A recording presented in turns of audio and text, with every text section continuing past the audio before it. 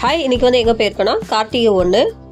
So கோயிலுக்கு போகலான்னு சொல்லி நாங்கள் போன கோயில் தான் பார்க் முருகன் கோயில். பார்க் முருகன் கோயில் நிறைய பேருக்கு தெரியும். நம்ம மதுரை ராஜாஜி பார்க் பக்கத்தில் இருக்கக்கூடிய முருகன் கோயில் ரொம்ப ஃபேமஸ். மதுரையை பொறுத்தவரை இந்த கோயில் ரொம்ப ஃபேமஸ். அந்த கோபுரமே பார்க்கறதுக்கு பிரம்மாண்டமாக ரொம்ப அழகாக இருக்கும்.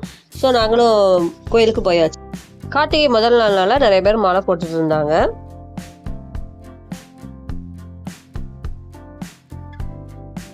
கோயிலும் நல்லா டெவலப் ஆயிடுச்சு. இப்போ நம்ம காசு உண்டியில் போட தேவையில்லை. இந்த மாதிரி QR ஸ்கேனே இருக்குது. ஸோ அதிலே நம்ம போடலாம்.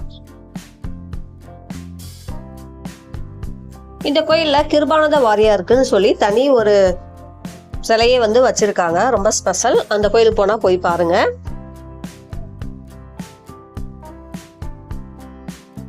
அது மட்டும் கிடையாது. இந்த கோயிலில் ஸ்பெஷல் என்னன்னு பார்த்தா 18 வகை சித்தர்கள் ஒன்றா இருக்க மாதிரி சிலைகள் வந்து இருக்குது. நீங்கள் கட்டாயம் பார்க்கக்கூடிய ஒரு இடம் எதுன்னு பார்த்தா இந்த பார்க் முருகன் கோயில். உள்ளே சாய்பாபா சிலையும் வந்து இருக்குது.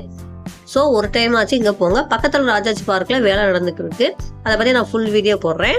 அதுக்கு பக்கத்தில் ரமணா ஹோட்டல்ஸ் இருக்குது. நாங்கள் ஒரு காஃபி வாங்கியிருந்தோம். காஃபியோட ரேட்டுன்னு பார்த்தா 20 rupees. ஸோ மதுரைக்கு வந்தால் காந்தி மியூசியம் பக்கத்தில் இருக்கக்கூடிய இந்த பார்க் முருகன் கோயில் கட்டாயம் பாருங்கள். இது பார்க்கக்கூடிய ஒரு கோயில் தான். மதுரையில் பார்க்க வேண்டிய இடத்துல இதுவும் ஒன்று. நிறைய சினிமா படம் கூட இந்த கோயில் எடுத்திருக்காங்க. அதர்வா நடித்த ஜெமினி கணேசன் படம் இந்த கோயிலுக்குள்ளே தான் எடுத்திருக்காங்க. ஸோ மதுரைக்கு வந்தால் இந்த கோயிலை கட்டாயம் பாருங்கள்.